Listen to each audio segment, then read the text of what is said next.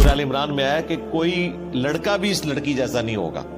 ہاں یہ ہم نے جو تمہیں لڑکی دی ہے اللہ نے یہ طے کیا ہے کہ اس لڑکی کو اور اس سے ہونے والی اولاد کو جہان والوں کے لیے نشانی بنائیں گے. ابھی تو ان کی کئی آزمائشیں باقی تھیں. ہمیں تو مرتبہ نظر آتا ہے نا حضرت سیدہ مریم کا, ان کی زندگی تو آزمائشوں سے عبارت ہے. یتیم پیدا ہوئی, بچپن میں ماں کی شفقت سے بھی ہاتھ دھونا پڑا, وقف ہو گئی. ہم تو چھوٹے سے بچوں کو یقین کریں اسکول چھوڑنے جاتے ہیں تو دل ادھر ہی اٹکا ہوا ہوتا ہے, سیدھی سی بات ہے. اور پھر بچیوں کے لیے تو ویسے ہی زیادہ جذبات ہوتے ہیں. اور پھر اس کے بعد جو انہوں نے تکلیفیں کاٹی ہیں, لوگوں کی باتیں سنی ہیں, تو یہ مرتبہ حاصل کرنے کے لیے ہمیں تو لگتا ہے نا کہ جی انہیں اللہ تعالیٰ نے بغیر خاوند کے اولاد دی, تو انہیں جو باتیں سننی پڑی ہیں, جس تکلیف سے گزرنا پڑا, اس کا اظہار بھی آپ کو اس میں نظر آ جائے گا.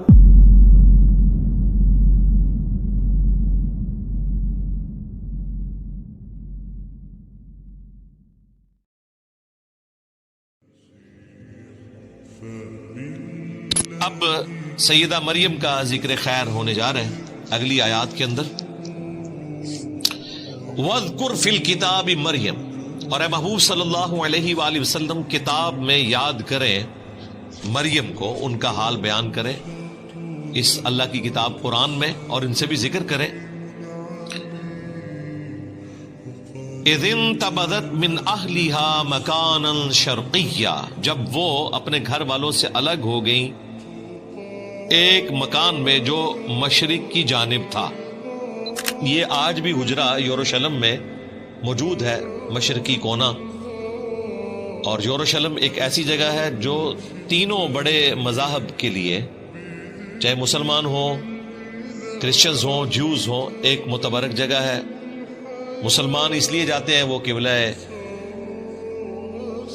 اوسط ہے مسلمانوں کا, قبلہ اول نہیں ہے, یہ غلط العام ہے. قبلہ اول خانہ کعبہ ہے, کچھ عرصہ کے لیے بیت المقدس ہوا, اور پھر دوبارہ خانہ کعبہ ہو گیا. اور اس اعتبار سے بھی اہمیت کی حامل ہے وہ جگہ کہ نبی صلی اللہ علیہ وآلہ وسلم کا سفر معراج وہیں سے ہوا. اسی چٹان کے اوپر یہ گولڈن ڈوم بنایا گیا ہے, ڈوم آف دا راک, جسے لوگ سمجھتے ہیں یہ مسجد اقصیٰ ہے. مسجد اقصیٰ وہاں سے تقریباً 700 میٹر کے فاصلے پر ہے. آج کل اس کو قبلی ماسک کے نام سے یاد کیا جاتا ہے. نبی الاسلام کے زمانے میں مسجد اقصیٰ نام کی کوئی مسجد نہیں تھی. قرآن میں جو اقصیٰ ذکر ہے, اقصیٰ کہتے ہیں دور کی مسجد. اس زمانے میں اسے ایلیا, یروشلم, بیت المقدس, یہ الفاظ استعمال ہوتے تھے. پھر حضرت عمر نے وہاں پہ قبلی ماسک بھی بنا دی, ورنہ تو اگر کوئی مسجد ہوتی تو اس کا نام اقصیٰ رکھا جاتا. تو وہ پورا جو پہاڑ ہے نا وہ حرم ہے. مسلمانوں کے لیے تیسرا حرم ہے مکہ اور مدینہ کے بعد. اسی کے اوپر وہ چٹان بھی موجود ہے جہاں سے نبی الاسلام معراج پہ تشریف لے گئے. اسی پہ وہ قبلی ماسک بھی موجود ہے, اور اسی کے کارنر کے اوپر وہ ہیگل سلمانی کی ایک دیوار باقی ہے جو ٹائٹس نے 70 عیسوی میں حملہ کر کے یروشلم کو تباہ و برباد کیا تھا, اور جوز کا ڈائسپورا شروع ہوا. اب جا کے کچھ انہیں سکون آیا تو انہوں نے دنیا میں بے سکونی شروع کروا دی ہے. تو ایک دیوار ابھی تک باقی ہے جسے ویلنگ وال کہتے ہیں, دیوار گریا, جس کے سامنے وہ تورات پڑھ رہے ہوتے ہیں.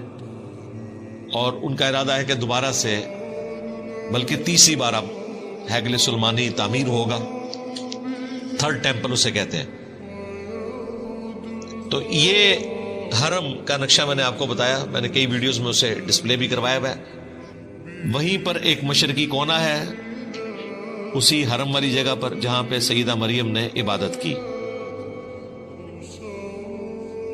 بیسیکلی اس کی تفصیلات تو آ چکی ہیں سورہ آل عمران کے اندر کہ حضرت مریم کی والدہ نے یہ منت مانی تھی کہ اے اللہ تو مجھے اولاد دے تو میں اسے ہیکل سلمانی کی خدمت کے لیے وقف کر دوں گی. ان کے تو ذہن میں یہی تھا کہ اللہ تعالیٰ بیٹا دے گا اور ہیکل سلمانی کی خدمت کے لیے اسے وقف کیا جائے گا, کیونکہ اس زمانے میں مرد ہی وقف ہوتے تھے ہیکل سلمانی کی خدمت کے لیے. یہ بڑی آکورڈ بات تھی کہ کوئی عورت ہیکل سلمانی کی خدمت کے لیے جائے. ظاہر ہے پھر پردے کا بھی اہتمام کرنا پڑے گا، اور ایک ریجڈ قسم کے مذہبی ماحول کے اندر ایک عورت کو تو ایکسیپٹنس بالکل ملتی ہی نہیں ہے. جب بیٹی پیدا ہوئی تو انہیں اس چیز کا غم تھا، تو سورہ آل عمران میں آیا کہ کوئی لڑکا بھی اس لڑکی جیسا نہیں ہوگا. ہاں، یہ ہم نے جو تمہیں لڑکی دی ہے، اللہ نے یہ طے کیا ہے کہ اس لڑکی کو اور اس سے ہونے والی اولاد کو جہان والوں کے لیے نشانی بنائیں گے. دونوں ہی بڑے معجزے ہیں، سیدہ مریم کی پیدائش اور ان کے ساتھ جو معاملات، اور ان کے بعد عیسیٰ ابن مریم کی پیدائش. یہ دونوں معجزات ہیں. حضرت مریم کے والد عمران تھے جو بنی اسرائیل کے پیغمبر تھے، وہ تو فوت ہو گئے. سیدہ مریم بعد میں پیدا ہوئی. ان کی کفالت پھر ان کے خالوص سیدنا زکریا علیہ السلام نے کی. اس کا ذکر بھی سورہ آل عمران میں گزر چکا. تو وہاں پہ یہ تفصیل ہے کہ سیدہ مریم خود ایک دعا کے نتیجے میں پیدا ہوئی، لیکن مانگا لڑکا تھا، نکل آئی لڑکی. تو اللہ تعالیٰ نے کہا کہ کوئی لڑکا بھی اس لڑکی جیسا نہ ہوتا، اس کو وقف کرو. اب یہ بڑی حیران کن بات تھی کہ ان کو وقف کرنا ہے، تو اس کے لیے پھر ظاہر ہے الگ سے ایک حصہ بنایا گیا. وہاں پہ جتنے پریسٹ تھے، پادری تھے، مذہبی طبقہ، یا آج کل آپ سمجھ لیں جس طرح مدرسے کے طالب علم، تو وہ جس جگہ پہ بیٹھے تھے وہاں پہ تو اس چھوٹی بچی کو نہیں بٹھایا جا سکتا، اور بچی بھی چھوٹی سی. جب وہ چلنے پھرنے کے قابل ہوئی ہیں بمشکل 7-8 سال کی عمر میں، تو ان کو پھر وہاں پہ وقف کر دیا گیا تھا. پانی بھر کے لاتی تھی. وہ میں نے آپ کو بتایا، ایران والوں نے جو مریم مقدس فلم بنائی ہے نا، یقین کریں بندے کے آنسو نہیں رکتے. انہوں نے جو اس کو فلمایا ہے، مجھے پہلی دفعہ اس کو دیکھ کر احساس ہوا ہے کہ یہ غیر معمولی معاملہ ہے. ماں باپ پہ کیا کیفیت گزری، باپ تو نہیں تھے، خالو تھے، ان پہ کیا کیفیت گزری، اور والدہ پہ کیا کیفیت گزری. اس تکلیف کا کوئی اندازہ نہیں کر سکتا. پھر انہیں جو تیکھی باتیں سننی پڑتی تھی مدرسے کے طالب علموں کی طرف سے. طالب علم تو ایک دوسرے کو نہیں چھوڑتے ہیں، تو ایک چھوٹی بچی اس کے اوپر ظلم کرتے تھے، مارتے تھے، پیٹتے تھے، اور اس سے ضرورت سے زیادہ کام لیتے تھے. ان کے لیے الگ سے پھر ایک حجرہ حضرت زکریا علیہ السلام نے بنایا جس میں وہ عبادت کرے تاکہ ان کا انٹریکشن ان کے ساتھ نہ ہو. ابھی تو ان کی کئی آزمائشیں باقی تھیں. ہمیں تو مرتبہ نظر آتا ہے نا حضرت سیدہ مریم کا، ان کی زندگی تو آزمائشوں سے عبارت ہے. یتیم پیدا ہوئی، بچپن میں ماں کی شفقت سے بھی ہاتھ دھونا پڑا، وقف ہو گئی. ہم تو چھوٹے سے بچوں کو یقین کریں اسکول چھوڑنے جاتے ہیں تو دل ادھر ہی اٹکا ہوا ہوتا ہے، سیدھی سی بات ہے. اور پھر بچیوں کے لیے تو ویسے ہی زیادہ جذبات ہوتے ہیں. اور پھر اس کے بعد جو انہوں نے تکلیفیں کاٹی ہیں، لوگوں کی باتیں سنی ہیں، تو یہ مرتبہ حاصل کرنے کے لیے ہمیں تو لگتا ہے نا کہ جی انہیں اللہ تعالیٰ نے بغیر خاوند کے اولاد دی، تو انہیں جو باتیں سننی پڑی ہیں، جس تکلیف سے گزرنا پڑا، اس کا اظہار بھی آپ کو اس میں نظر آ جائے گا. اللہ تعالیٰ فرماتا ہے کہ وہ الگ ہو گئی ایک مکان میں جو مشرق کی جانب تھا، ایک حجرہ بنایا گیا. فَاتَّخَذَتْ مِن دُونِهِمْ حِجَابًا، پس بنا لیا انہوں نے لوگوں سے ہٹ کر ایک الگ پردے میں جگہ. اب اگلی آزمائش شروع ہو گئی ہے. فَأَرْسَلْنَا إِلَيْهَا رُوحَنَا، پس ہم نے ان کے پاس بھیجا اپنی طرف سے ایک روح، یعنی حضرت جبرائیل علیہ السلام کو، ہولی گوسٹ کہہ لیں، روح مقدس کہہ لیں، جبرائیل علیہ السلام.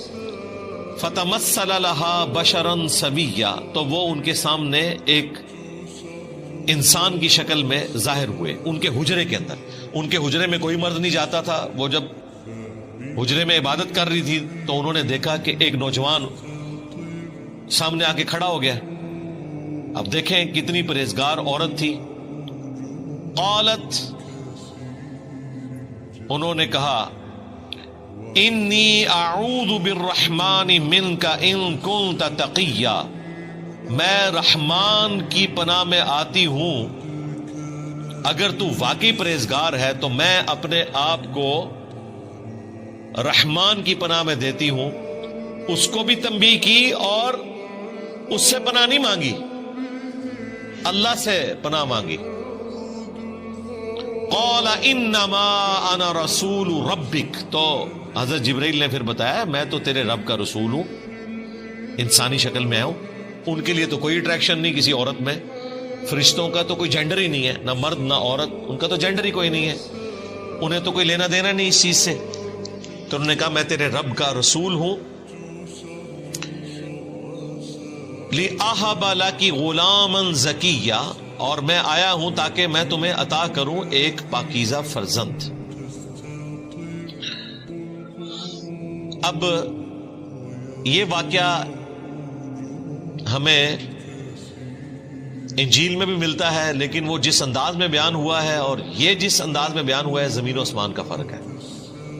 اسی لیے جیمی سوگارٹ کے ساتھ جب مناظرہ ہوا تھا احمد دیدار صاحب کا، تو انہوں نے کہا کہ آپ اسے پڑھو اور پھر بتاؤ آپ اپنے بچوں کو اس واقعے کا وہ ورژن دو گے جو قرآن میں موجود ہے، یا وہ جو تمہاری انجیل میں موجود ہے کہ وہ جو لڑکا ہے وہ ڈھانپ لیتا ہے سیدہ مریم کو، اور یعنی وہ اس طریقے سے اسے پریزنٹ کیا ہے جو ایک مرد و عورت کا ایک تعلق والا معاملہ ہے، اس طریقے سے اسے پریزنٹ کیا. حالانکہ ایسا نہیں تھا، بس سامنے آئے تھے، بشارت دی، خوشخبری لے کر آئے تھے. یہاں پر وہ چیز بھی کلیئر ہوگی کہ نبی الاسلام سے پہلے غیر انبیاء کی طرف بھی فرشتے آ جایا کرتے تھے، انہیں بھی کشف ہو جاتا تھا، الہام ہو جاتا تھا. اگرچہ یہ ایک بہت ایکسٹراڈنری کیس ہے حضرت موسیٰ علیہ السلام کی والدہ اور عیسیٰ علیہ السلام کی والدہ کا، چونکہ وہ پیغمبروں کی مائیں تھیں، ان کے ساتھ تو ایک کیس ہوا، ان کے سوا بھی کیس ہو جایا کرتا تھا کہ غیر نبی سے بھی فرشتہ کلام کر لیتا تھا. لیکن ختم نبوت کی برکت سے اب یہ معاملہ اس امت میں بین ہو چکا ہے. تو حضرت جبرائیل علیہ السلام نے کہا کہ میں تمہیں بشارت دینے والا ہوں ایک پاکیزہ بچے کی. اس میں الفاظ ہیں تاکہ میں تمہیں عطا کروں ایک پاکیزہ فرزند. اب دیکھیں دین تصوف کے ماننے والوں نے اس میں سے نکالا کہ اگر حضرت جبرائیل بیٹا دے سکتے ہیں تو پیر بھی بیٹا دے سکتے، اور انہوں نے ظاہری الفاظ پکڑے کہ میں آیا ہوں اس لیے کہ تاکہ تمہیں بیٹا دوں. بیٹا دوں سے مراد یہ ہے کہ بیٹے کی بشارت دوں، کیونکہ بعد میں آ رہا ہے کہ وہ اللہ نے دینا ہے. حضرت جبرائیل علیہ السلام تو کسی کو بیٹا نہیں دے سکتے، وہ تو صرف وہی لے کر آئے تھے. تو ظاہری الفاظ کو اٹھاتے ہیں، پورا کانٹیکسٹ چھوڑتے ہیں اور کہتے ہیں کہ حضرت جبرائیل بیٹا دیتے ہیں. بالکل ایسا نہیں ہے. قالت انا یکون لی غلام، تو سیدہ مریم نے کہا کہ مجھے بیٹا کیسے ہو سکتا ہے. وَلَمْ يَمْسَسْنِي بَشَرٌ وَلَمْ أَكُ بَغِيًّا، جبکہ مجھے کسی مرد نے آج تک ہاتھ نہیں لگایا شوہر کی حیثیت سے، اور نہ ہی میں کوئی بدکار عورت ہوں. اور اللہ تعالیٰ کا طریقہ ہے کہ مرد و عورت کے ازدواجی تعلق کے بغیر نسل انسانی یوں نہیں چلتی، تو مجھے اولاد کیسے ہو جائے گی. اب یہ ایک ایکسٹراڈنری چیز تھی. تو حضرت جبرائیل علیہ السلام نے کہا قال کذالک، انہوں نے کہا ایسا ہی ہوگا. قال ربک هو علی ہین، تو انہوں نے کہا کہ تیرے رب کے لیے یہ کرنا بہت آسان ہے. یہ سیم وہی الفاظ ہیں جو حضرت زکریا علیہ السلام کے کیس میں فرشتے نے کہا تھا جب انہوں نے کہا، پیچھے گزر چکا کہ میں بوڑھا ہو چکا ہوں، میری بیوی 5 ہے، تو کہا کہ اسی طریقے سے ہوگا اور یہ اللہ کے لیے آسان ہے. تو دونوں ہی معجزانہ پیدائشیں ہیں، حضرت یحییٰ علیہ السلام کی بھی اور حضرت عیسیٰ علیہ السلام کی بھی. اور یحییٰ علیہ السلام جو ہیں وہ عیسیٰ ابن مریم کی تصدیق کرنے والے ہیں، ایک زمانے میں ہوئے ہیں اور آپس میں رشتہ بھی ہے، خالہ زاد بھی لگتے ہیں. تو یہاں پہ بھی حضرت مریم کو فرشتے نے کہا اللہ کے لیے بہت آسان ہے. وَلِنَجْعَلَهُ آیَةً لِلنَّاسِ، اور ہم تیرے بیٹے کو معجزانہ طور پر ایک نشانی، قدرت کا ایک معجزہ بنائیں گے انسانیت کے لیے. وَرَحْمَةً مِنَّا، اور اپنی طرف سے سراپا رحمت. وَكَانَ أَمْرًا مَقْضِيًّا، اور یہ ایک ایسی بات ہے جس کا فیصلہ ہو چکا ہے، یہ اللہ کی تقدیر میں طے پا چکا ہے کہ آپ کو معجزانہ طور پر اولاد دی جائے گی اور یہ اولاد انسانیت کے لیے ایک نشانی ہوگی. اللہ تعالیٰ کا ایک پلان تھا کہ ہم نے ایک انسان ایسا بھی پیدا کرنا ہے کہ جس کی ماں ہو اور باپ نہ ہو. ویسے تو آدم علیہ السلام کے کیس میں ان سے بھی بڑا ورژن ہے، ان کی تو ماں اور باپ دونوں نہیں تھے. ان کو تو اللہ تعالیٰ نے خاص اپنے ہاتھوں سے بنایا جیسا کہ ہاتھ اس کی قدرت کے لائق ہیں. ہم اس کے لیے یوں تشبیہ بھی بیان نہیں کرتے. اپنی طرف سے روح پھونکی. اسی لیے سورہ آل عمران میں اللہ تعالیٰ نے کرسچنز کو سمجھاتے ہوئے کہا ہے کہ عیسیٰ کی مثال اللہ کے حضور آدم کی سی ہے کہ اس کو ہم نے مٹی سے بنایا، کن فیکون ہو گیا. تو اللہ تعالیٰ کے لیے کوئی مشکل نہیں ہے. اگر آدم علیہ السلام اللہ کے بندے ہیں، جن کو کرسچنز بھی کہتے ہیں کہ وہ اللہ کے بندے ہیں، تو عیسیٰ ابن مریم بدرجہ اولا اللہ کے بندے ہیں، کیونکہ آدم علیہ السلام کی ماں اور باپ دونوں کوئی نہیں تھے. عیسیٰ علیہ السلام کی پھر بھی ماں تھی اور انہوں نے 9 مہینے کا پیریڈ ماں کے پیٹ میں گزارا، جو ایک نیچرل پروسیس ہے. ایک مسنگ ایلیمنٹ تھا باپ والا، وہ اللہ تعالیٰ کی طرف سے خاص ایک روح تھی. اسی لیے سورۃ النساء میں آیا کہ عیسیٰ ابن مریم روح من ہے، اللہ کی خاص روح ہے. ویسے تو ہمارے اندر بھی اللہ کی روح ہے. روح سے مراد اللہ کی مخلوق روح، لیکن عیسیٰ ابن مریم خاص روح ہے کیونکہ وہاں باپ والا ایلیمنٹ مسنگ ہے. وہ خاص روح ہے کہ صرف ماں سے پیدا ہوئے اور جہان والوں کے لیے ان کو نشانی بنانا تھا. فحملتہ، تو وہ اس کے ساتھ پریگنٹ ہو گئی، حاملہ ہو گئی. یعنی کہ حضرت عیسیٰ ابن مریم کو معجزانہ طور پر اللہ تعالیٰ نے روح پھونک کر، جیسا کہ اس کی شان کے لائق ہے، رحم مادر میں ایک جنین کی شکل میں رکھ دیا. پھر اس کے بعد انہوں نے 9 مہینے کا پیریڈ گزارا، جو ایک نیچرل پروسیس ہے. فانتبذت بہ مکانا قصیا، تو وہ اس بچے کو لے کر ایک دور کی جگہ پر چلی گئی.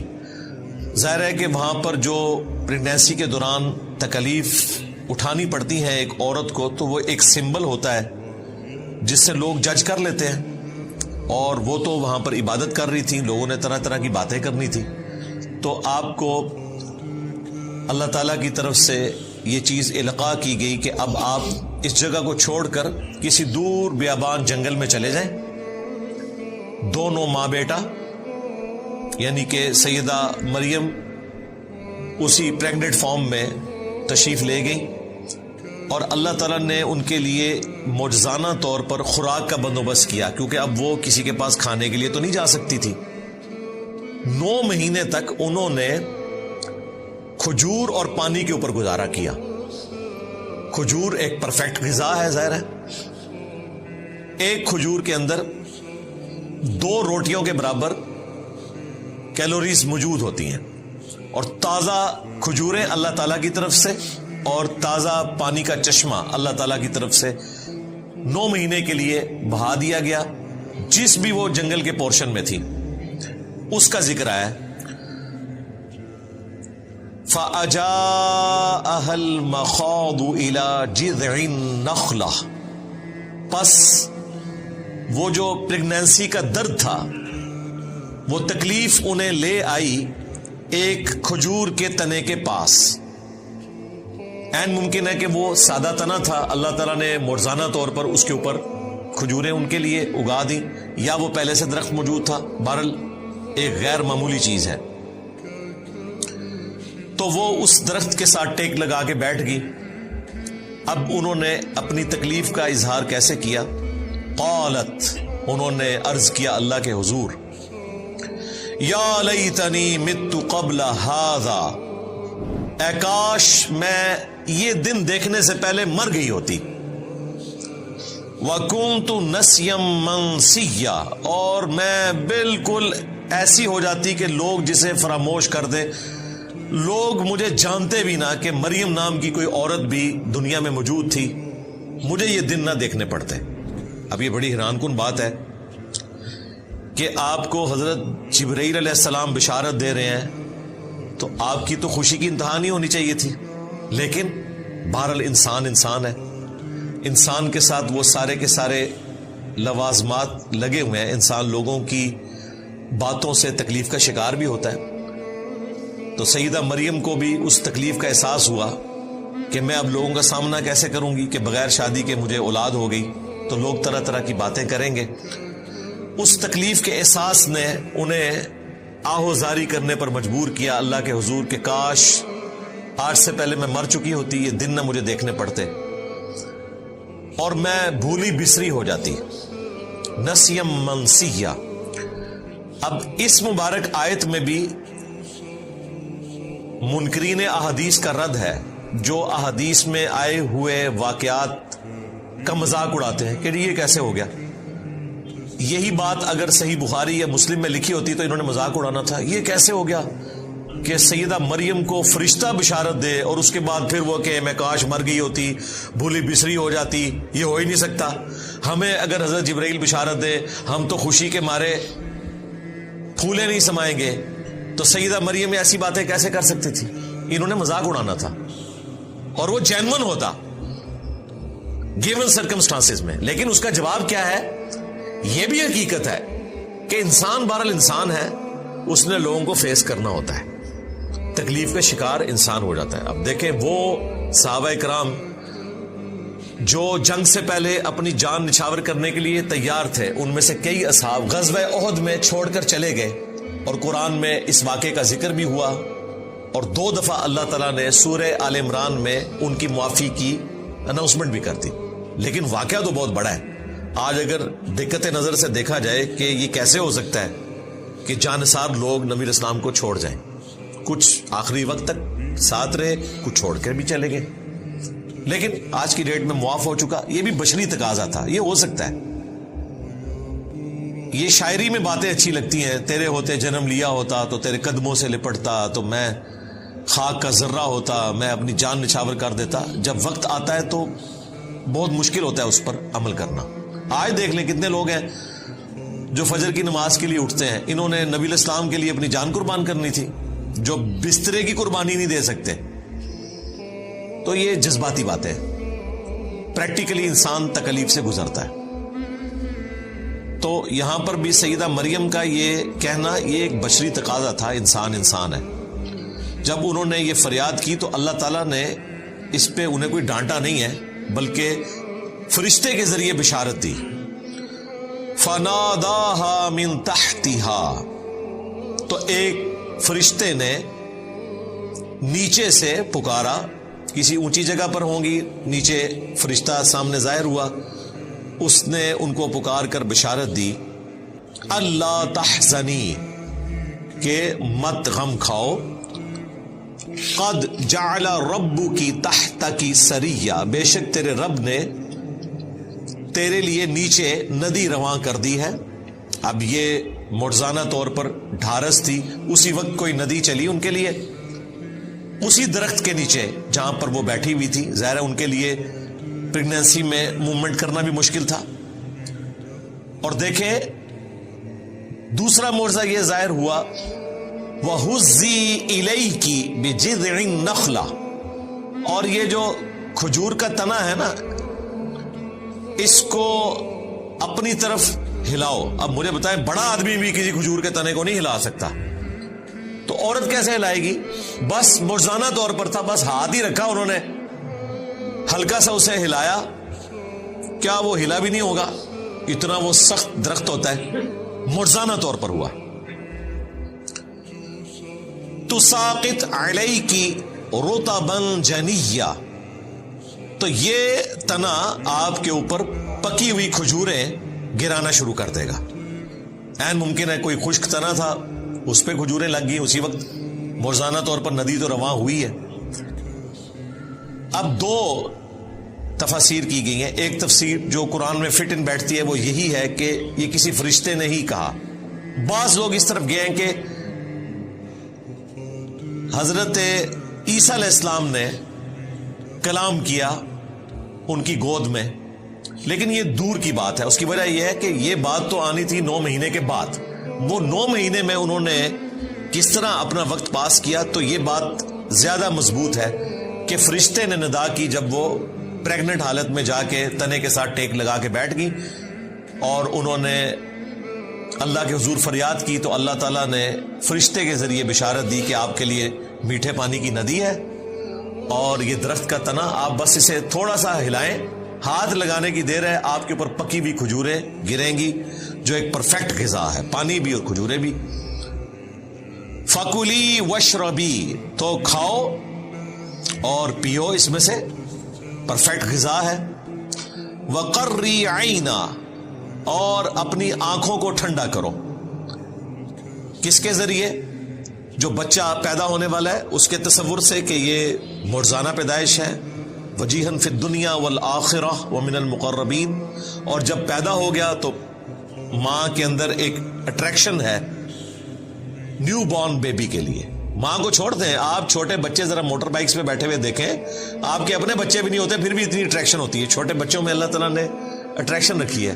انسان نہیں، بلی کا بچہ دیکھ لیں، مرغی کا چوزا دیکھ لیں، ایک نیچرل اللہ تعالیٰ نے اٹریکشن کا معاملہ رکھتی ہے. تو اپنی آنکھوں کو ٹھنڈا کرو اپنے بچے کو دیکھ کر.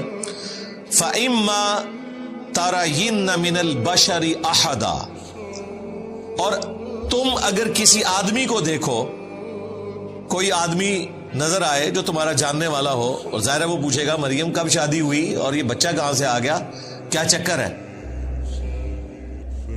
تو تم نے اس کے جواب میں کیا کرنا ہے؟ فَقُولِي إِنِّي نَذَرْتُ لِلرَّحْمَنِ صَوْمًا، تو پھر تم نے اس بندے سے کہنا ہے کہ میں نے رحمان کے لیے روزے کی منت مان رکھی ہے. فَلَنْ أُكَلِّمَ الْيَوْمَ إِنسِيًّا، تو میں آج کسی انسان سے گفتگو نہیں کروں گی. اب یہ حیران کن بات ہے، یہ بات کس طرح کی جائے گی؟ اگر وہ گفتگو کرتی ہیں تو چپ کا روزہ ٹوٹ گیا. اب اگر یہ جملہ بخاری شریف میں موجود ہوتا یا میں اپنی ویڈیو میں کہتا تو انہوں نے کہنا تھا دیکھیں اس میں لٹریچر کی غلطی ہے، یہاں ہونا چاہیے تھا کہ تم نے اشارے سے کہنا ہے. یہ الفاظ کیوں آئے؟ فقولی، تو تم نے کہنا ہے، یہ تو الفاظ ہی نہیں ہونے چاہیے تھے. اس طرح لوگ نا بال کی کھال اتارتے ہیں، تو قرآن میں بھی اتاری جا سکتی ہے، لیکن ہم پورے کانٹیکسٹ میں اس کو دیکھتے ہیں کہ پیچھے ایک پریسیڈنٹ سیٹ ہے. سیدنا زکریا علیہ السلام کو بھی اللہ تعالیٰ نے فرشتے کے ذریعے کہا تھا کہ آپ بھی 3 راتوں تک کلام نہیں کر سکیں گے مگر اشارے کے ساتھ. ان کی تو زبان بند ہو گئی تھی. یہاں پر اللہ تعالیٰ نے کہا کہ تم نے ان سے کہنا، یعنی اشارے سے کہنا ہے. اس زمانے میں چپ کا روزہ رکھنا جائز تھا، اس شریعت میں حرام ہے. میں نے اپنے رب کے لیے منت کا روزہ رکھا ہے تو میں آج کسی انسان سے کلام نہیں کروں گی. اب ظاہر ہے اس کے بعد اگلا حکم جو اس میں لکھا نہیں ہوا لیکن انڈرسٹوڈ ہے کہ اگلا اشارہ بھی ملا کہ اب اس بچے کو لے کر ان پادریوں کے پاس، یعنی کہ یہودیوں کے مولویوں کے پاس جاؤ. یہ اس سے بڑا امتحان تھا. جو اکیلے بیٹھی ہوئی رو رہی تھی، اللہ سے فریاد کر رہی تھی کہ میں لوگوں کو کیا منہ دکھاؤں گی، اب پریکٹیکلی وہ لمحہ آ گیا. تو وہ ایک مشکل صورتحال تھی ان کے لیے. فَأَتَتْ بِهِ قَوْمَهَا تَحْمِلُهُ، تو وہ بچہ اٹھا کر اپنی قوم کے پاس آئیں. گود میں بچہ اٹھایا ہوا ہے.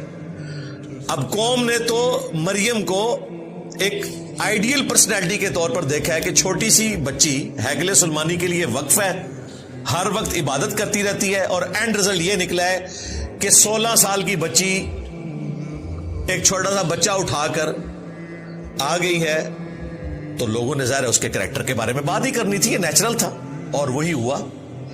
قالو، تو وہ علماء کرام بولے، یہودی پریسٹ، یا مریم، اے مریم، لقد جئت شیئا فریا، بے شک تو نے تو بہت ہی برا کام کیا. بجائے اس کے کہ کوئی پوچھتے ڈائریکٹ انہوں نے فتوا لگانا شروع کر دیا. حالانکہ ان کے پاس پروفیسیز موجود تھی کہ پیغمبر آنے والے ہیں. سیدہ مریم کا ایک کریکٹر تھا, انہوں نے ڈائریکٹ 0 سے ملٹیپلائی کر دیا, الزامات لگا کر پھر پوچھا. اس کی بجائے یہ بھی پوچھا جا سکتا تھا ڈائریکٹلی کہ یہ بچہ کس کا ہو سکتا ہے, کسی کا بچہ اٹھایا ہو, لیکن انہوں نے خود ہی اسیوم کر لیا, اگرچہ وہ اسمپشن ان کی درست تھی. لیکن میں ایٹیچیوڈ کی بات کر رہا ہوں. یا اخت ہارون, اے ہارون کی بہن,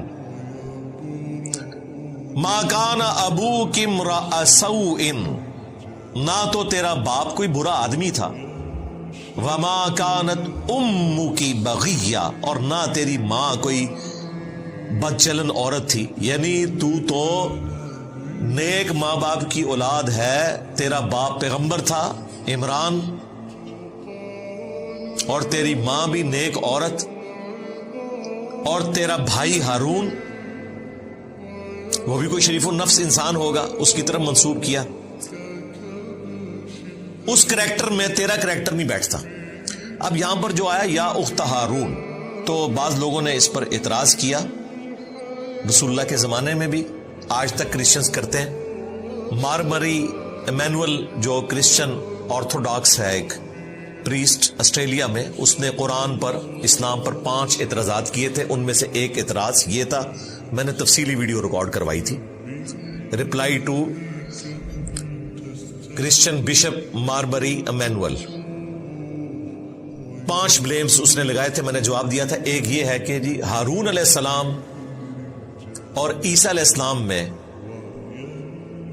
تو 1000 سال کا فاصلہ ہے, تو سیدہ مریم ہارون کی بہن کیسے ہو گئی؟ یہ تو ہسٹوریکل مسٹیک ہے قرآن میں. انہوں نے بھی پادریوں کی طرح ایزیوم کر لیا کہ قرآن کو یہ زمانی ترتیب ہی نہیں پتا. حالانکہ قرآن حکیم میں سورہ آل عمران میں, سورۃ المائدہ میں انبیاء کی زمانی ترتیب کا بھی ذکر ہوا ہے. سورۃ الحدید میں بھی کئی جگہ, جس میں اللہ تعالیٰ نے ترتیب کے ساتھ بیان کیا کہ ہم نے ابراہیم علیہ السلام کو, پھر ان کی اولاد میں سے اسحاق, اور ان کی اولاد کو پیغمبری عطا فرمائی, اور پے در پے رسول آتے رہے, یہاں تک کہ عیسیٰ ابن مریم کو ہم نے بھیجا. اور اس میں موسیٰ علیہ السلام, ہارون علیہ السلام کا بھی ذکر ہے. قرآن تو خود کہہ رہا ہے کہ ان کا زمانہ ایک نہیں ہے, تو قرآن تو یہ غلطی کر ہی نہیں سکتا تھا نا کہ اس سے مراد وہ ہارون لیا جاتا جو موسیٰ علیہ السلام کے بڑے بھائی تھے. قرآن تو خود کہہ رہا ہے کہ ان کے درمیان اتنا فاصلہ ہے. 2 نمبری کرتے ہیں, یہ آیت اٹھاتے ہیں اور کہتے ہیں قرآن کو تو ہسٹری کا نہیں پتا, دوسری جگہ سے آیات اٹھائیں, قرآن تو خود بتا رہا ہے.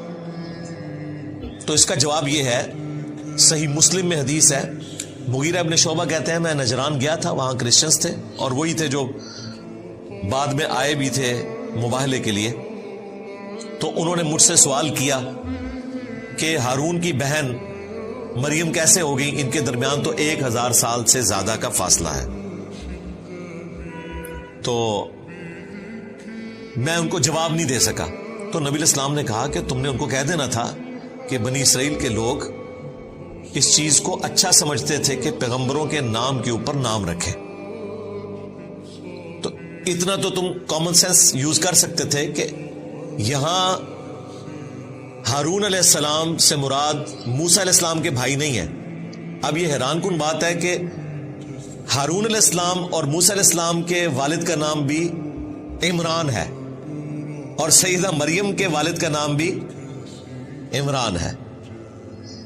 تو اس چیز کی وہ پلی لیتے ہیں, بھئی یہ پلی لی جائے تو تم بھی مانتے ہو کہ دونوں کے والد عمران ہیں, تو کیا تم بھی ایک زمانہ مان رہے ہو ان کا؟ نہیں. تو وہ وہی جواب دیں گے جو نبی علیہ السلام نے دیا کہ انبیاء کے ناموں کے اوپر نام رکھے جاتے تھے, نیک بندوں کے ناموں کے اوپر نام رکھے جاتے تھے, اور وہ لیگیسی اس امت میں بھی چلی ہے. ہم لوگ بھی پریفر کرتے ہیں کہ انبیاء کے ناموں کے اوپر نام رکھیں. اس وقت دنیا میں سب سے زیادہ نام محمد ہے, وہ اسی وجہ سے ہے کہ نبی علیہ السلام کی طرف نسبت ہے. مسلمان ابراہیم بھی رکھتے ہیں, موسیٰ بھی رکھتے ہیں, عیسیٰ بھی رکھتے ہیں الحمدللہ. تو بنی اسرائیل میں بھی یہ طریقہ تھا کہ نبیوں اور نیک لوگوں کے نام کے اوپر نام رکھے جاتے تھے. تو نبی الاسلام نے کہا کہ تم نے کہہ دینا تھا کہ بنی اسرائیل انبیاء اور نیک لوگوں کے ناموں کے اوپر اپنے بچوں کے نام رکھا کرتے تھے. تو اس سے یہ پتا چلا کہ سیدہ مریم کا کوئی بھائی تھا جس کا نام ہارون تھا. یہاں ہارون سے مراد موسیٰ علیہ السلام کے بھائی نہیں ہے. بعض علماء نے اس کا کمزور جواب دیا کہ یا اخت ہارون سے مراد اسی طریقے سے ہے جیسا کہ قرآن حکیم میں جگہ جگہ ذکر ہوا. پیغمبر کے کیس میں لوط کے بھائیوں نے، نوح کے بھائیوں نے، یعنی اس قوم میں سے ہی پیغمبر ہوتا ہے تو بھائی کے رشتے سے بات کی جاتی ہے، اگرچہ وہ فرق تو ہے امتی کا اور پیغمبر کا. تو یہاں بھائی سے مراد یہ ہے کہ سیدہ مریم ہارون علیہ السلام کی اولاد میں سے تھیں، اس وجہ سے یا اخت ہارون کہا گیا. لیکن وہ اپنے زمانے کے لیے تو درست ہے، قرآن میں ایسی کوئی نظیر نہیں ملتی کہ اولاد میں ہو اس کے لیے بھی کہا جائے کہ ہارون کے بھائیوں میں سے یا موسیٰ کے بھائیوں میں سے. اس طرح کی کوئی مثال نہیں ملتی. یہ کمزور جواب ہے. جواب وہی ہے جو صحیح مسلم کے اندر آیا ہے. ڈاکٹر ذاکر نائک نے بھی اس کا جواب دیا تھا، لیکن چونکہ ان کو اس طریقے سے حدیث کا نالج نہیں تھا تو انہوں نے کہا کہ المصنف ابن ابی شیبہ میں ایک روایت موجود ہے. اور روایت کون سی بیان کی؟ جو مسلم شریف میں ہے. انہیں نہیں پتا تھا یہ صحیح مسلم ہے. تو میں نے اپنی ویڈیو میں بھی کہا تھا کہ مصنف ابن ابی شیبہ سے تو ضرورت ہی نہیں، وہ روایت مسلم شریف میں ہے جو مین سٹریم کی 6 کتابوں میں آتی ہے. تو مصنف تک تو ہم تب پہنچیں گے جب یہاں ہمیں کوئی دلیل نہ ملے. تو سیم حدیث صحیح مسلم میں موجود ہے جو اس مسئلے کو کلیئر کر دیتی ہے کہ یا اخت ہارون سے مراد یہ ہے کہ ہارون علیہ السلام کے نام پر مریم سلام اللہ علیہا کا کوئی بھائی تھا جس کا نام ہارون تھا. البتہ ہماری ایک ماں ہے سیدہ صفیہ، ان کے بارے میں بخاری مسلم میں آتا ہے غزوہ خیبر کے موقع پر وہ لونڈی بنا کر لائی گئیں. یہودی سردار کی بیٹی تھی اور وہ ہارون علیہ السلام کی نسل میں سے تھی، پیغمبروں کی اولاد میں سے. تو صحابہ کرام نے پھر مشورہ دیا کہ ان کو آپ اپنے پاس رکھیں کیونکہ یہ پیغمبر کی اولاد میں سے ہے تو ان کی دلجوئی بھی ہوگی، کوئی عام عورت نہیں ہے. تو نبی علیہ السلام نے اتنی دلجوئی فرمائی کہ سیدہ صفیہ کو آزاد کر دیا اور ان کی آزادی ان کا حق مہر ٹھہرا اور انہیں اپنے عقد میں لے لیا نکاح کر کے بجائے لونڈی بنانے کے. مزید پروٹوکول دیا، ان کی وہ غلامی بھی ختم کر دی اور انہیں آزاد کر کے اپنے عقد میں لیا اور ہماری ماں بن گئی سیدہ صفیہ بنت حیی بن اخطب. حیی ابن اخطب یہ یہودی سردار تھا جو مارا گیا. پھر اللہ تعالیٰ نے معجزانہ طور پر سیدہ صفیہ کی ڈھارس بندھائی. یہ نان مسلم بھی اعتراض کرتے ہیں کہ وہ عورت جس کا باپ، بھائی، رشتہ دار ایک دن میں قتل ہوئے ہوں، وہ عورت اسی دن کس طریقے سے کسی ایسے شخص کے عقد میں جا سکتی ہے کہ جس کی وجہ سے سارے قتل ہوئے، یعنی خود رسول اللہ صلی اللہ علیہ وآلہ وسلم. تو ایسا نہیں ہے، وہ احادیث موجود ہیں. ان کو اللہ تعالیٰ نے بشارت دے دی تھی کہ آپ آخری پیغمبر کی بیوی بننے والی ہیں. تو پہلے دن ہی اللہ تعالیٰ نے ان کے دل کو رسول اللہ کی طرف کر دیا تھا، اگرچہ اس دن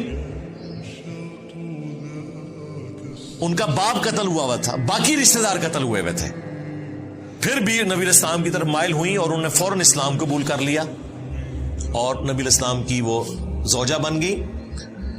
اور ان کا قد چھوٹا تھا، اونٹ پہ بیٹھ نہیں سکتی تھی، تو نبی علیہ السلام نے اپنے مبارک گھٹنے کو رکھا اور اس پہ پاؤں رکھ کے وہ اونٹ پر سوار ہوئی. اس سے یہ پتا چلا کہ نبی علیہ السلام اپنی بیویوں کو کتنا پروٹوکول دیتے تھے اور اپنے پیچھے سوار کیا. یہاں کراچی کے ایک مفتی نے بات کی تھی کہ جی وہ موٹر بائک کے پیچھے ایک ٹانگ ادھر کر کے اور ایک ٹانگ ادھر کر کے بیٹھنا یہ عجیب سی، پھر بڑے اس نے عجیب و غریب غلیظ قسم کے الفاظ استعمال کیے تھے. تو میں نے کہا تھا کہ اللہ کے بندے یہ تو سنت ہے.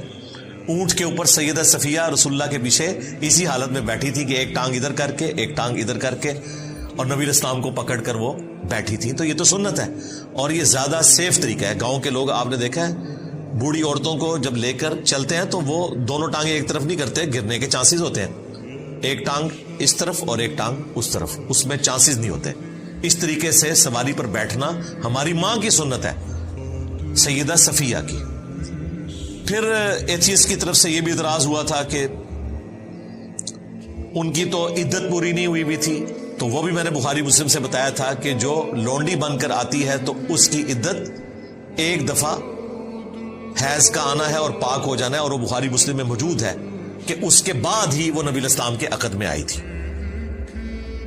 تو یہ ساری چیزیں لوگ اعتراض کرتے رہتے, میں نے ساتھ ساتھ اس کا جواب دے دیا, کیونکہ یا اخت ہارون سے سیدہ صفیہ کا ذکر خیر بھی آ گیا الحمدللہ سلام اللہ علیہا. اب جب ان پادریوں نے یہ بات کی نا کہ نہ تو تیرا باپ کوئی بدکار تھا نہ ماں بدکار تھی اور ہارون کی تو بہن ہے اور کام تیرے یہ ہیں, تو سیدہ مریم کو تو پہلے ہی بشارت تھی کہ آپ نے نہیں بولنا اور کہنا میں نے رحمان کے لیے روزہ رکھا ہے, اور مزید جو گائیڈ لائنز تھی وہ یہ تھی فاشارت الیہ, تو انہوں نے اشارہ کیا اس بچے کی طرف, کیونکہ بول تو نہیں سکتی تھی. اب یہ تو ان مولویوں کا مزید مذاق اڑانا تھا کہ دیکھو ایک سیریس بات پوچھ رہے ہیں, اس نے روزہ بھی آج کے دن رکھا ہوا ہے اور اوپر سے ہمارا مذاق اڑا رہی ہے.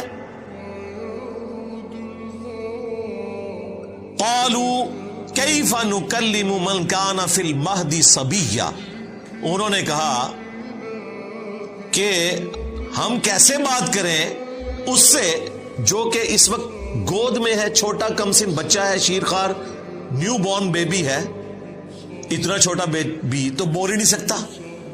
تو اگر تم یہ کہنا چاہ رہی ہو کہ اس سے پوچھیں تو یہ کیسے بولے گا. بس اس کے بعد سیدہ مریم کو کچھ کرنے کی ضرورت نہیں پڑی, اب بول پڑے ہیں عیسیٰ ابن مریم.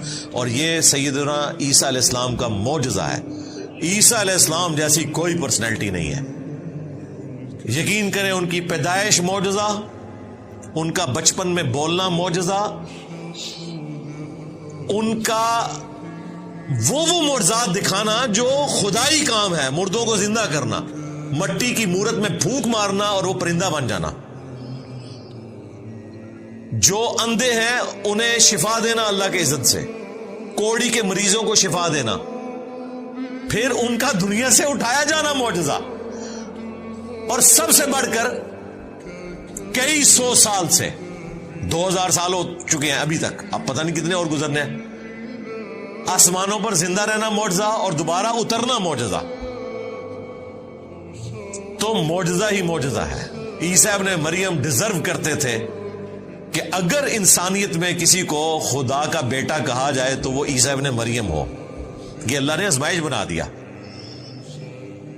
لیکن وہ اللہ کے پیغمبر تھے, اللہ کے بندے تھے. اور دیکھیں یہاں پر بھی وہی بات ہے, قال انی عبد اللہ, تو بچہ بول پڑا بے شک میں اللہ کا بندہ ہوں. پہلی بات اللہ کا بندہ.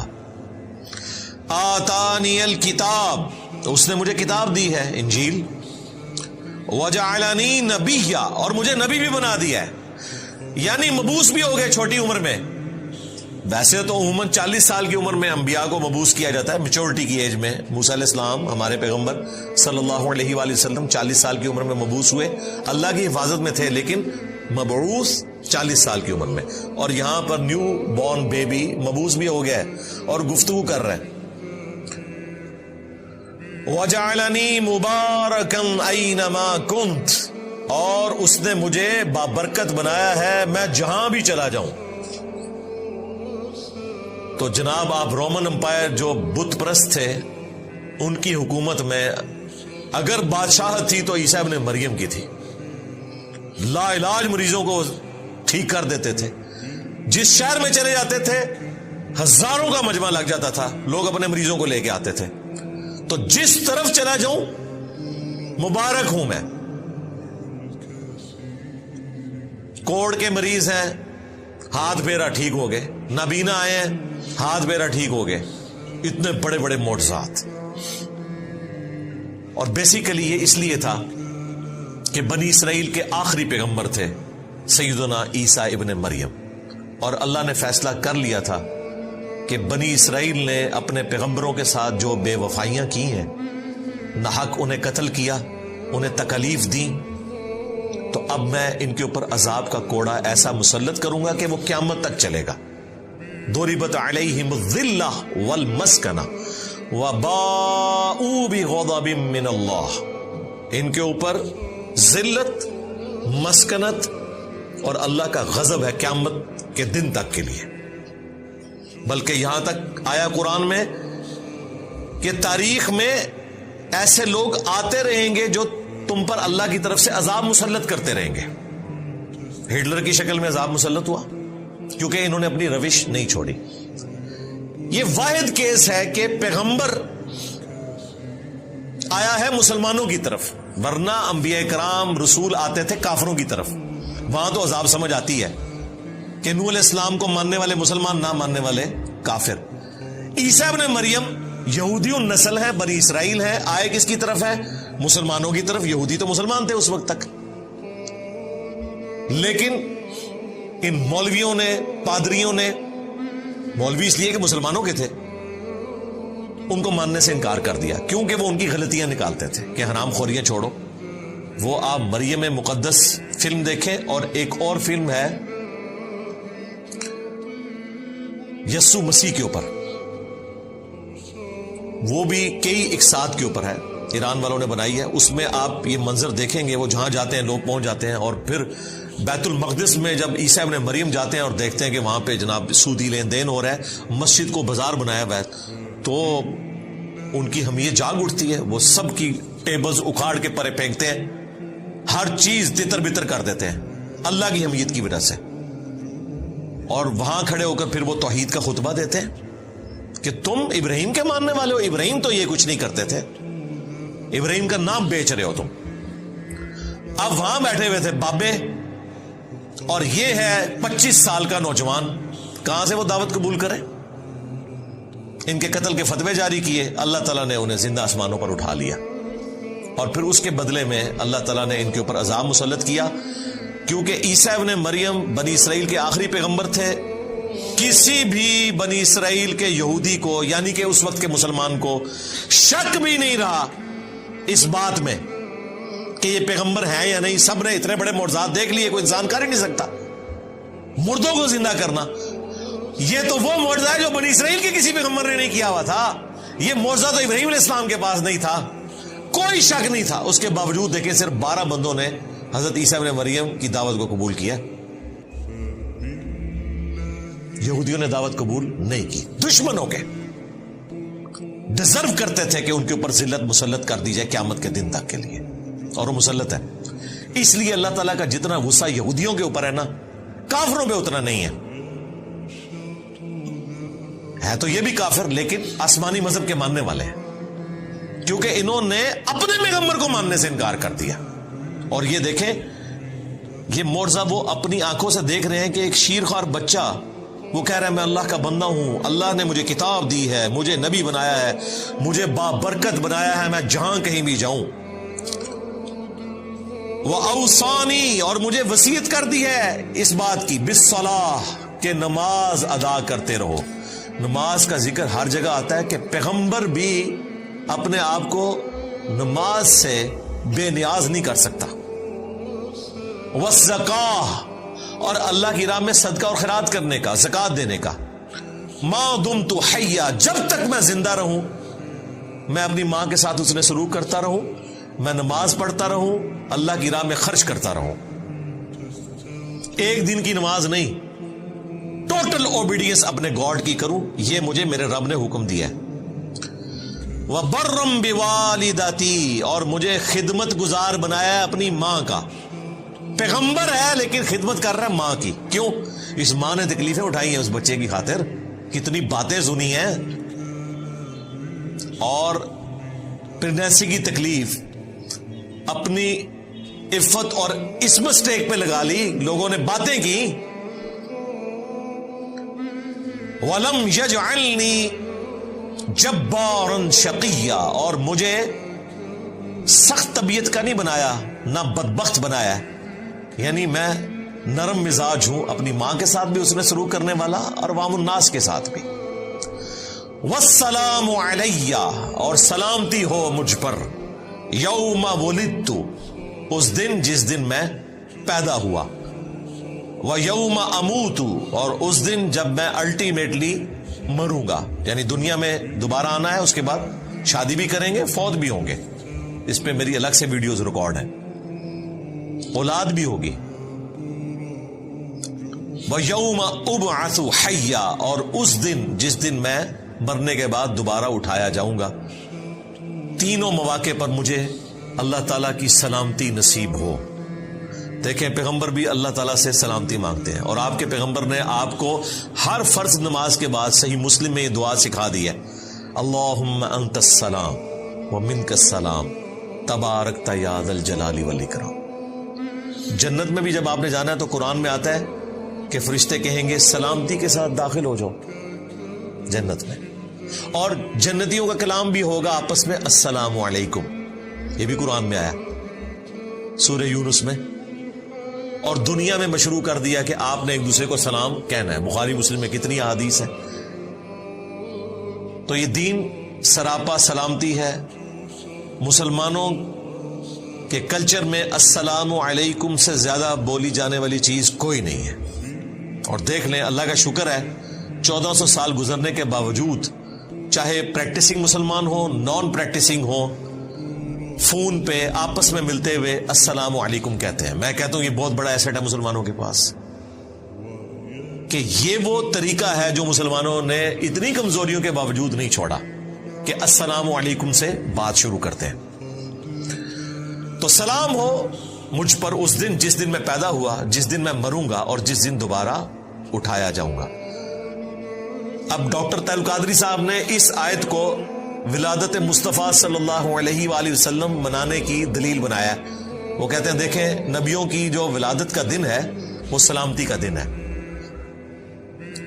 اور جو اس سے درس مل رہا تھا واقعے سے وہ لوگوں نے فراموش کر دیا.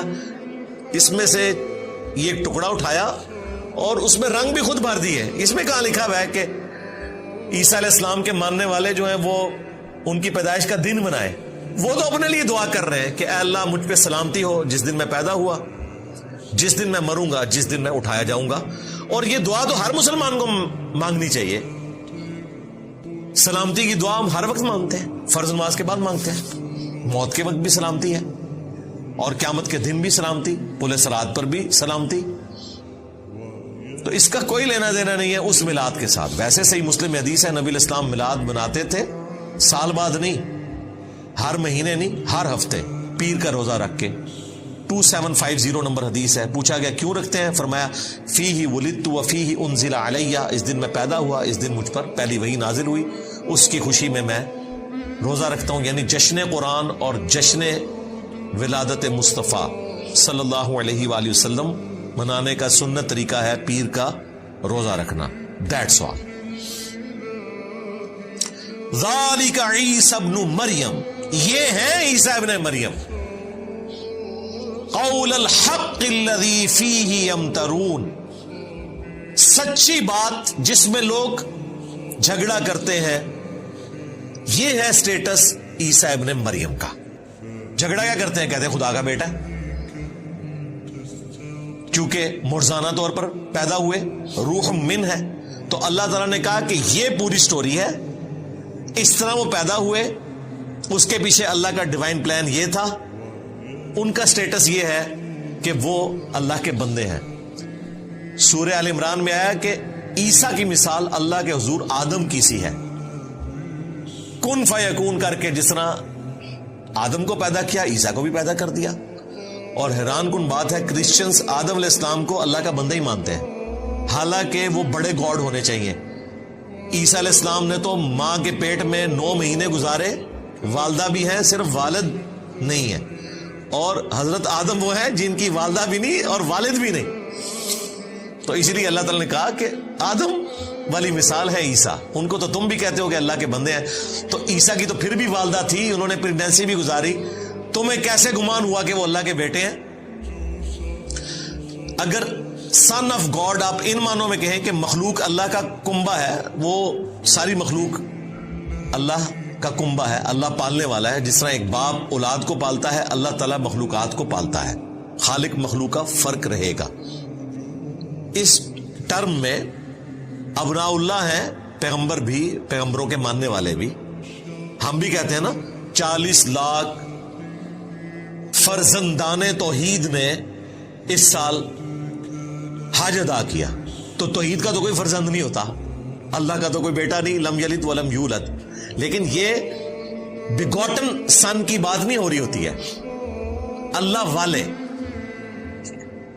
جس طرح یہودی کہتے تھے کہ ہم ابناء اللہ ہیں اور اس کے احبا ہیں. اللہ نے یہ نہیں کہا کہ یہ کفر بول رہے ہو، کہا کہ اللہ سے کوئی عہد لے لیا کہ اللہ تعالیٰ تمہیں عذاب نہیں دے گا. یعنی بنی اسرائیل کی ٹرمالوجی میں ابناء اللہ والی جو ٹرم ہے وہ ان معنوں میں ہے کہ خالق اور مخلوق کا فرق ہے، محاورتاً بات ہے، ولد نہیں ہے، بیگوٹن والا سلسلہ نہیں ہے. ما کان للہ ان یتخذ من ولد، اللہ کی یہ شان نہیں کہ وہ اپنے لیے اولاد چنے. یہ ایک کرٹیکل موقع ہے. عموماً کرسچنز یہ بات کرتے ہیں کہ قرآن میں جب کبھی بھی ولد کا ذکر آیا تو وہ عیسیٰ ابن مریم کے کانٹیکسٹ میں نہیں آیا. لہذا جو قرآن حکیم کا مقدمہ ہے کہ اللہ نے اپنے لیے بیٹا نہیں چنا، یہ والا مقدمہ آپ ہمارے خلاف نہیں پیش کر سکتے. ولد کا لفظ دکھائیں کہ عیسیٰ ابن مریم کے کانٹیکسٹ میں اللہ تعالیٰ نے کرسچنز کے بارے میں بات کی ہو کہ وہ عیسیٰ ابن مریم کو بیگوٹن سن مانتے تھے. تو یہ ثبوت ہے قرآن میں کہ وہ بیگوٹن سن مانتے تھے، کیونکہ یہاں کانٹیکسٹ کے ساتھ اللہ تعالیٰ نے بیگوٹن سن کی نفی کی ہے. کیونکہ کرسچنز میں سے بہت تھوڑا سا طبقہ ہے جو توحید کے ماننے والے ہیں. یونیٹیرین ان کو کہا جاتا ہے، موحد کہا جاتا ہے، بہت تھوڑے ہیں. آٹے میں نمک بھی نہیں، آٹے میں نمک پھر بھی زیادہ ہوتا ہے. اور وہ یہ بات پکڑتے ہیں، وہ کہتے ہیں ہم تو خدائے واحد کے ماننے والے ہیں اور قرآن نے ہمیں تو کہیں کنڈیم نہیں کیا. وہ تو بات ہوئی ہے بیٹا بنانے کی، تو بیٹے کا کانسیپٹ تو آپ کے ہاں بھی ہے کہ یہ محاورتاً بات ہوتی ہے. وہ تو ہم کہتے تھے، ہم ولد نہیں کہتے تھے. یہ موقع ہے جہاں پر اللہ تعالیٰ نے ذکر کر دیا کہ وہ ولد بھی مانتے تھے، اور یہ حقیقت ہے. کنگ جیمز ورژن جو اس وقت دنیا میں چل رہا ہے، گریک لینگویج سے ٹرانسلیٹ ہوا ہے. انجیل مقدس کے نام سے بائبل سوسائٹی انارکلی لاہور سے انجیل پرنٹ ہوتی ہے.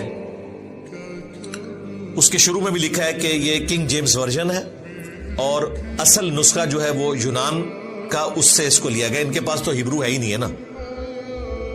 اصل نسخہ وہ ہے جو آلریڈی ٹرانسلیٹڈ ہے، اس لیے تو بیچ میں ایسی خرافات ہے. کنگ جیم تھا جس نے اس کو لکھوایا تھا، اور اس سے پہلے بیگوٹن سن والی بات انجیل میں موجود تھی جو انہوں نے نکال دی ہے. آج کی انجیل میں بیگوٹن سن والا ذکر موجود نہیں ہے. ایون یہ انجیل سے بھی بیگوٹن سن نہیں دکھا سکتے، لیکن یہ حقیقت ہے کہ وہ مانا کرتے تھے. اسی لیے قرآن کہہ رہا ہے کہ اللہ کی یہ شان نہیں کہ وہ اپنا ولد بیگوٹن سن کسی کو ٹھہرا لے. سبحانہ، وہ تو پاک ہے. بڑا باریک نقطہ ہے، پاک ہے کس چیز سے کہ وہ اپنا بیٹا بنائے. کیوں؟ اولاد انسان کو اس لیے ریکوائرڈ ہوتی ہے کہ انسان کا مشن وہ آگے لے کر چلے گی انسان کے مرنے کے بعد. جسے موت ہی نہیں آنی اسے اولاد کی کیا ضرورت ہے؟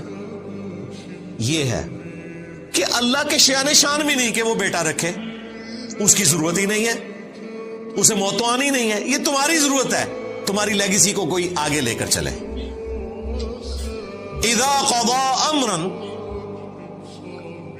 اس کی قدرت تو یہ ہے کہ جب وہ ارادہ کر لیتا ہے کسی کام کا، فانما یقول له کن فیکون، تو بس وہ تو حکم فرماتا ہے کہ ہو جا، اور وہ کام ہو جاتا ہے. اب یہ حکم فرمانا کہ ہو جا تو وہ کام ہو جاتا ہے، یہ اس طرح نہیں ہے جس طرح ہم بولتے ہیں. اللہ تعالیٰ کی جو صفات ہیں ان کی کوئی ہم مثال بیان نہیں کر سکتے. لیس کمثلہ شیء، اللہ کی مثال کوئی شے نہیں، وہو السمیع البصیر، وہی سننے والا ہے، دیکھنے والا ہے. ہم بھی سننے والے دیکھنے والے ہیں، لیکن اس طرح نہیں ہے. اللہ تعالیٰ کے لیے آپ کان کی یا آنکھوں کی مثال نہیں دے سکتے، جیسا کہ اس کی شان کے لائق ہے.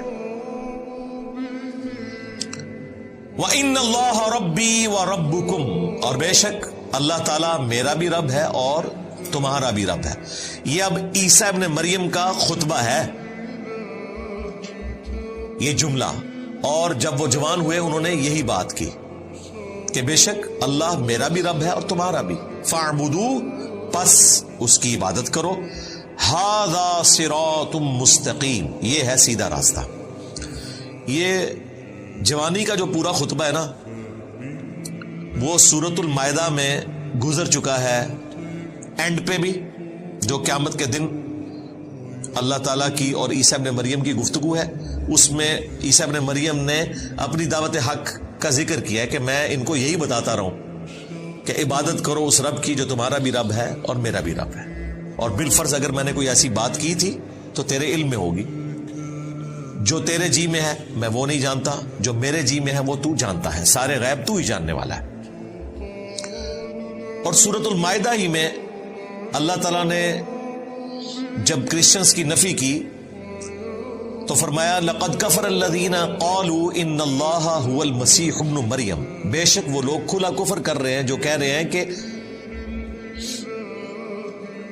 اللہ ہی عیسیٰ ابن مریم ہے، یعنی نعوذ باللہ اللہ تعالیٰ عیسیٰ ابن مریم کی شکل میں دنیا میں اتر آیا.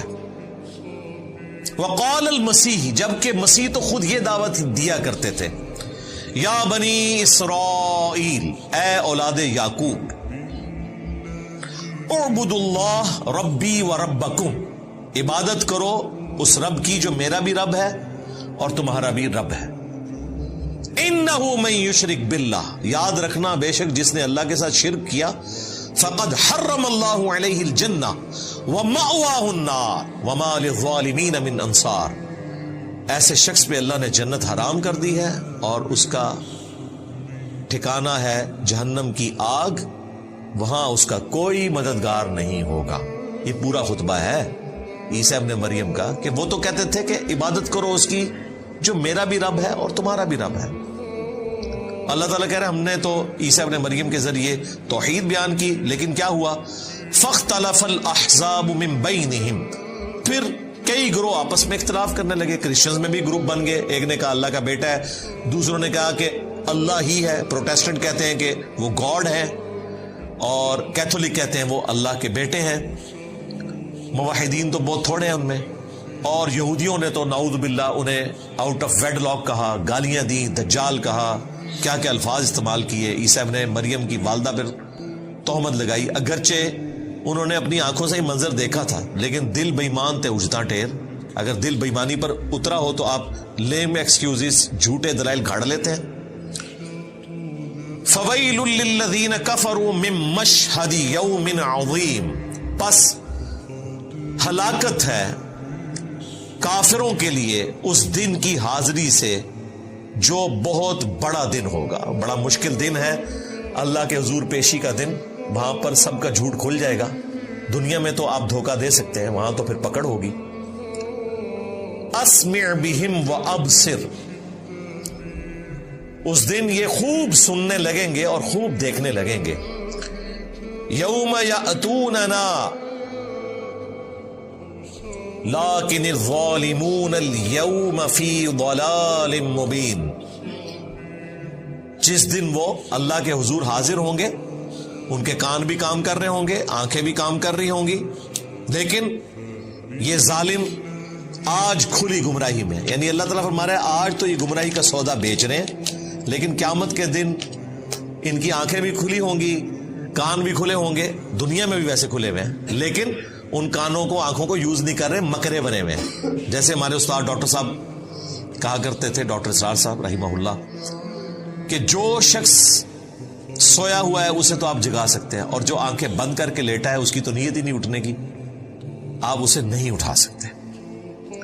تو یہ علماء یہود وہ تھے جن کی آنکھیں بند تھیں، انہیں پتا تھا کہ اس پیغمبر نے آنا ہے، مسایہ آئیں گے، لیکن وہ مسایہ آگے چلا گیا، آج تک انتظار میں ہے۔ اب جب جھوٹا مسایہ آئے گا، مسیح الدجال، یہ ہے یسوع مسیح عیسیٰ ابن مریم، وہ ہوگا مسیح الدجال، دجل کرنے والا مسیح، کیونکہ کرتب تو وہ بھی دکھا لے گا، یہ تو معجزات ہے، اس کو بھی اللہ تعالیٰ طاقتیں دے گا، بارش برسائے گا، مردے کو زندہ بھی کر دے گا، اس کو یہ پھر اپنا پیشوا مان لیں گے۔ اور جو اصل میں مسایہ تھا وہ آ کے چلا گیا، اس کی قدر نہیں کی، وہ مسایہ اب آئے گا ان کے مسائے کو قتل کرنے کے لیے۔ اور یہ حکمت ہے۔ عیسیٰ ابن مریم کے بارے میں لوگ پوچھتے ہیں کہ انہوں نے ہی کیوں دوبارہ دنیا میں آنا ہے؟ اس لیے کہ رسولوں کے کیس میں ہمیشہ قومیں جب ہلاک ہوتی تھیں تو رسولوں کے سامنے رسولوں کو وہ عذاب دکھایا جاتا تھا کہ یہ آپ کے منکر تھے، دیکھیں ان پر ہمارا عذاب آیا۔ عیسیٰ ابن مریم نے اپنے مخالفین کو ہلاک ہوتے نہیں دیکھا۔ یہ واحد کیس ہے کہ پیغمبر کو اللہ نے اٹھا لیا، ورنہ ہوتا تھا کہ پیغمبر اور ان کے ماننے والے بچا لیے جاتے تھے۔ نوح علیہ السلام ان کے ماننے والے، لوط علیہ السلام ان کی ماننے والی بیٹیاں، شعیب علیہ السلام کے ماننے والے، اور ان کی نگاہوں کے سامنے ان کی قوم کو برباد کر دیا جاتا تھا، آسمان سے عذاب آتا تھا۔ عیسیٰ علیہ السلام کے کیس میں بھی ایسا ہونا چاہیے تھا، لیکن ایسا نہیں ہوا۔ عیسیٰ علیہ السلام کو اللہ نے اٹھا لیا۔ اب عیسیٰ علیہ السلام آئیں گے اور عذاب کی آخری قسط بنو اسرائیل کو اپنے ہاتھوں سے دیں گے، اور اللہ تعالیٰ بنو اسرائیل کو ان کی غلط حرکات کے عذاب کا مزہ چکھائے گا، ان کی طرف بھیجے ہوئے آخری پیغمبر عیسیٰ ابن مریم کے سامنے۔ وہ بنی اسرائیل کے لیے آخری پیغمبر ہے۔ اتنے بڑے معجزات کے ساتھ آئے، لوگوں نے ان کا انکار کیا۔ آج تک بڑی حقارت سے نام لیتے ہیں عیسیٰ ابن مریم کا۔ وہ مسلمان ہیں جو ان کو عزت دیتے ہیں، جیوز تو اتنی سخت نفرت کرتے ہیں۔ اس کے باوجود دیکھیں یہودیوں کی عیاری اور مکاری ہے کہ وہ ہستی جسے کرسچنز نے اپنا خدا مانا ہوا ہے، اس کو وہ دجال کہتے ہیں، نعوذ باللہ، آؤٹ آف ویڈ لاک کہتے ہیں اس کی اصل میں خطا ہے، لیکن ایکا کیا ہوا ہے جیوز نے اور کرسچنز نے مسلمانوں کے خلاف۔ ویسے تو یہ نیچرل نہیں ہے، یہ سب کچھ ورلڈ وار 1 اور 2 کے بعد ہوا۔ پہلے تو واقعی ایک دوسرے کو قتل کرتے تھے۔ جو آج ہم قادیانیوں کے ساتھ سلوک کرتے ہیں نا، اس سے برا سلوک یہودیوں کے ساتھ ہوتا تھا یورپ میں۔ انہیں اتوار والے دن نکلنے کی اجازت نہیں ہوتی تھی، بڑی بڑی دیواریں تھیں، سائیڈ پہ ان کو بستیاں دی ہوئی تھی، وہیں پر وہ اندر ہی رہتے تھے، اور ڈیوڈ سٹار انہوں نے وہ 6 کونوں والا بنانا ہوتا تھا تاکہ دور سے پہچانے جائے کہ یہ یہودی ہیں۔ تو کرسچن سے نفرت کرتے تھے، یعنی مسلمان قادیانیوں سے شاید اتنی نفرت نہ کرتے ہوں، اگرچہ کرتے ہیں بڑے لیول کی، اور یقیناً جسٹیفائی ہے، انہوں نے ایک جھوٹے پیغمبر کی نبوت کو مان لیا، ایک دجال کو مان لیا۔ اس سے زیادہ نفرت کرتے تھے کرسچنز یہودیوں کے ساتھ۔ یہ تو انہوں نے عیاری اور مکاری اور پیسے کے زور کے اوپر انہیں اپنے قابو میں کر لیا۔ آپ امیجن کریں، خدا نہ خواستہ ہمارے پیغمبر کو کسی نے قتل کیا ہو، ہم قیامت تک اس کی نسلوں سے بھی نفرت کریں گے، تھوکیں گے ان کے منہ کے اوپر۔ تو ان کا وہ پیغمبر نہیں، ان کا خدا قتل کیا ہوا ہے یہودیوں نے۔ وہ تو یہی کہتے ہیں نا، سولی چڑھ گئے، ہمارے نزدیک زندہ اٹھائے گئے، تو اس لیے ان کا ایکا ہو ہی نہیں سکتا تھا۔ تو عذاب کی آخری قسط آئے گی عیسیٰ ابن مریم کے ذریعے۔ وَأَنذِرْهُمْ يَوْمَ الْحَسْرَةِ إِذْ قُضِيَ الْأَمْرُ، تو آپ اے محبوب صلی اللہ علیہ وآلہ وسلم انہیں ڈر سنائیے اس حسرت اور ندامت کے دن کا جس دن فیصلہ ہو جائے گا ہر ایک کا۔ وَهُمْ فِي غَفْلَةٍ وَهُمْ لَا يُؤْمِنُونَ، اور آج یہ لوگ غفلت میں ہیں اور ایمان نہیں لاتے، حق بات کو قبول نہیں کرتے۔ اِنَّا نَحْنُ نَرِثُ الْأَرْضَ، بے شک ہم ہی وارث ہوں گے اس زمین کے، وَمَنْ عَلَيْهَا، اور جو کچھ اس پر ہے، وَإِلَيْنَا يُرْجَعُونَ، اور تمہیں لوٹ کر ہماری ہی طرف آنا ہے۔ اس زمین کے مالک ہم ہیں۔ ظاہر ہے جن یہودیوں نے عیسیٰ ابن مریم کے قتل کے فتوے جاری کیے، انہیں تکلیفیں دی، چلے گئے دنیا سے۔ اللہ ہی زمین کا وارث ہے۔ اللہ تعالیٰ نے بعد میں مسلمانوں کو یہ زمین عطا فرما دی، اور قرب قیامت میں اللہ تعالیٰ کی طرف سے عذاب کا کوڑا جب یہودیوں پر برسے گا تو عیسیٰ ابن مریم اور ان کے ماننے والوں کو حکومت مل جائے گی۔ اور الٹیمیٹلی قیامت کے دن تو اللہ ہی بادشاہ ہے. لمن الملک اليوم للہ الواحد القہار. قیامت کا دن اللہ فرمائے گا آج کس کی بادشاہت ہے؟ کوئی جواب دینے والا نہیں ہوگا. سب انسان، سب پیغمبر، سب جن، سارے فرشتے مر چکے ہوں گے، ایک اکیلا اللہ ہوگا اور اپنی بات کا جواب وہ خود دے گا. آج اس قہار کی حکومت ہے جو سب پر چھایا ہوا ہے، اکیلا قہار چھایا ہوا. پھر اللہ تعالیٰ دوبارہ سے لوگوں کو زندہ کرے گا. الحمدللہ یہاں پر عیسیٰ ابن مریم کا ذکر خیر مکمل ہوا اور ان کی والدہ سیدہ مریم کا علیہم السلام. سلام علی عیسیٰ سلام علی مریم سبحان ربک رب العزت عما یصفون وسلام علی المرسلین والحمد للہ رب العالمین.